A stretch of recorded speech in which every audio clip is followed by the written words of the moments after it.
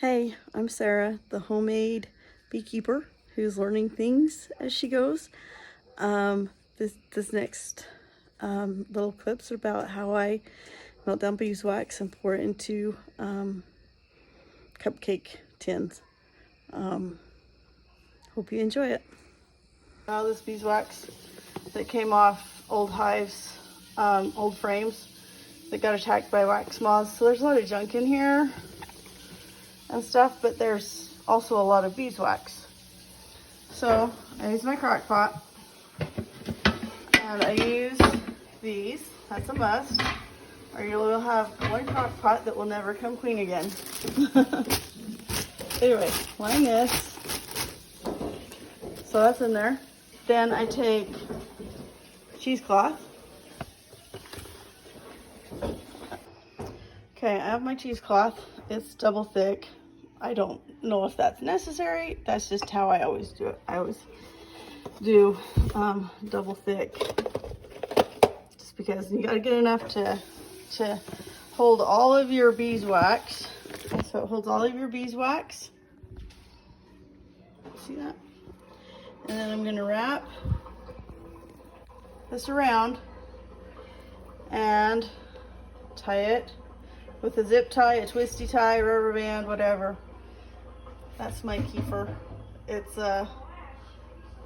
gluten-free. So here I have my beeswax inside my cheesecloth with the zip tie around it. Okay, and what this will do is, you can still see a wire in there. But anyway, what you do is you put this in here, and when the beeswax melts, it will go through the cheesecloth and all the junk won't. And so what you're gonna do is plug it in.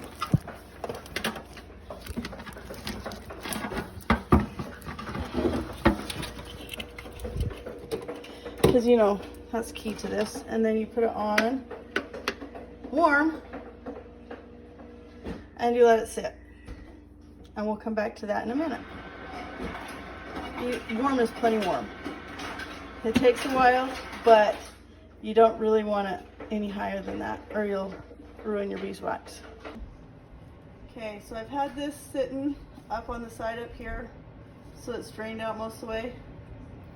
But that's the garbage, the gunk that was in there, the bad stuff. It was with wax moths, and so it's nasty. You need a paper plate, so that's, you know, you don't want to drip that anywhere. Garbage can's right here. Then I have a muffin tin, a large muffin tin that I use only for beeswax, you can tell. And you pull this thingy off. This is kind of big and bulky, and it's kind of a little awkward, but you get used to it.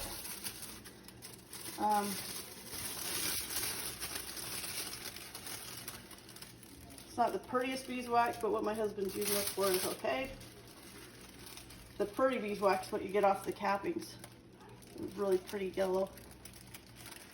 Whoa.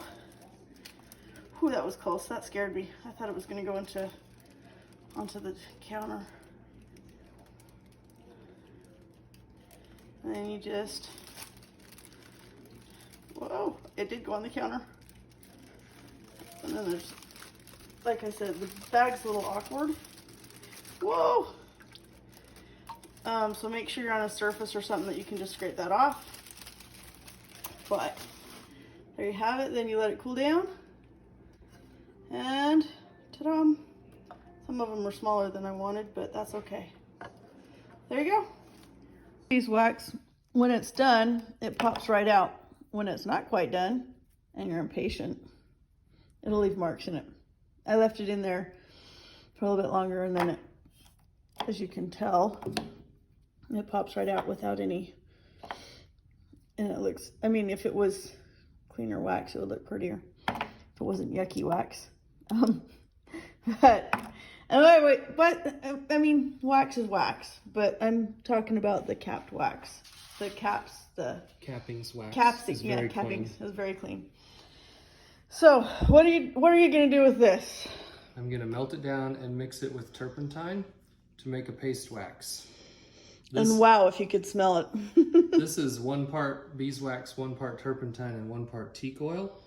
And it's quite soft, even softer than peanut butter. But you use it on the lathe to polish things, and you also use it to seal wood.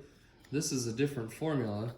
This one is 5 parts beeswax, 1 part turpentine, and 2 parts tung oil. And you can still get it off, but it's quite firm. So, works really well for sealing up the end of wood when it's drying, or for making things look shiny and pretty. And he just put it on, oops, I just touched it. He just put it on the end of this one, so it seals it up. So that's what he's using it for. So it can be the yucky beeswax from old wax moths that attacked it. Yep.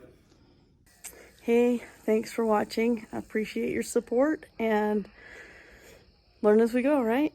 Someday I might master pouring out the hot beeswax from a liner. We'll see how it works next time. Take care, and thank you.